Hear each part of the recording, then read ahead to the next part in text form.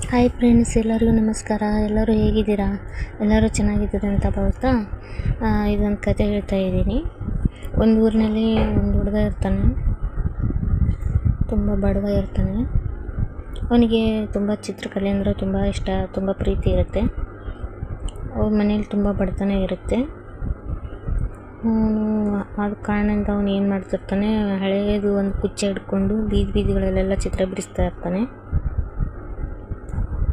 ಒಂದು ದಿನ ಆ ಊರಿಂದು ದೊಡ್ಡ ಶ್ರೀಮಂತರ ಮನೆ ಅಂದರೆ ಸಾಹುಕಾರ ಮನೆ ಮುಂದೆ ಹುಡುಗ ಸುಂದರವಾದ ಪ್ರಕೃತಿ ಚಿತ್ರನ ಬಿಡಿಸ್ತಾ ಇರ್ತಾನೆ.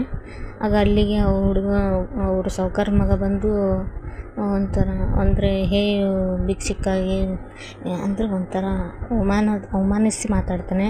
ನಮ್ಮದು ಮನೆ ಗೋಡೆ ಮೇಲೆ ಏನು ಗಲೀಜು ಬಿಡಿಸ್ತಾ ಇದೆಯಾ, ಗಲೀಜು ಮಾಡ್ತಾ ಇದೆಯಾ, ನೀನು ಇಲ್ಲಿಂದ ಮೊದಲು ತೊಲಗು ನೀನು ಅಂತ ಎಲ್ಲರ ಮುಂದೆ ಅವಮಾನಿಸಿ ಮಾತಾಡ್ತಾನೆ.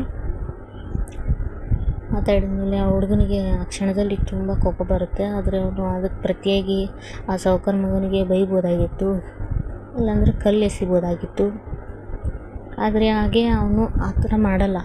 ಹಂಗೇನಾದರೂ ಅವನಲ್ಲಿ ಮಾಡಿದರೆ ದೊಡ್ಡ ಜಗಳ ಆಗ್ತಿತ್ತು. ಪೊಲೀಸರು ಬಂದು ಆ ಹುಡುಗನ ಹಿಡ್ಕೊಂಡು ಹೋಗ್ತಿದ್ರು. ಆವಾಗ ಆ ಹುಡುಗನಿಗೆ ಅಲ್ಲಿ ಚಿತ್ರಕಲೆ ಬದುಕು ಅಲ್ಲಿಗೆ ಅಂತ್ಯ ಆಗ್ಬಿಡ್ತಿತ್ತು. ಆದರೆ ಹುಡುಗ ಅಲ್ಲೇ ಮೌನವಾಗಿ ಎದ್ದು ಅಲ್ಲಿಂದ ಹೋಗಿ ತುಂಬ ಮನಸ್ಸಿಗೆ ನೋವಾಗುತ್ತೆ, ತುಂಬ ಕಣ್ಣೀರು ಬರ್ತಾ ಇರುತ್ತೆ, ಅಳು ಬರ್ತಾ ಇರುತ್ತೆ, ತುಂಬ ದುಃಖದಿಂದನೇ ಅಲ್ಲಿಂದ ಹೋಗ್ತಾನೆ. ಆದರೆ ಮನಸ್ಸಿನಲ್ಲಿ ದೃಢ ಸಂಕಲ್ಪ ಮಾಡ್ತಾನೆ.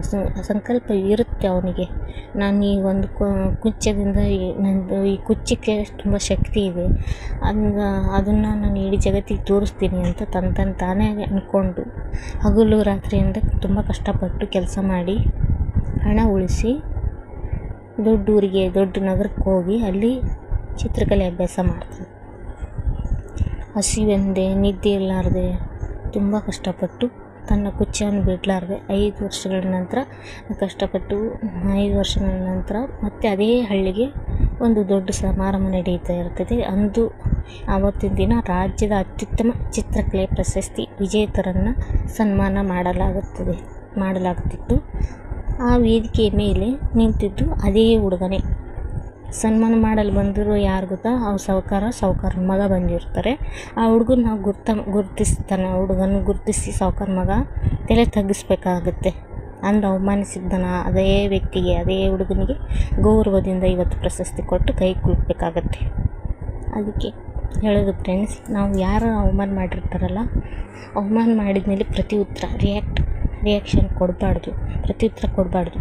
ಅದಕ್ಕೆ ತಕ್ಕಂಗೆ ನಾವು ಸಾಧನೆ ಮಾಡಿ ತೋರಿಸ್ಬೇಕು ಅಂತ ಈ ಕತೆ ಮೂಲಕ ನಾವು ತಿಳ್ಕೊಬೇಕಾಗತ್ತೆ ಫ್ರೆಂಡ್ಸ್. ಇನ್ನೊಂದು ಏನಂದರೆ, ಏನಾನ ಮಾಡ್ತಾಯಿದ್ರೆ ನಾವು ಅವಮಾನ ಮಾಡೋದೂ ತಪ್ಪು ಫ್ರೆಂಡ್ಸ್ ಅಲ್ವಾ? ಓಕೆ ಫ್ರೆಂಡ್ಸ್, ಬಾಯ್.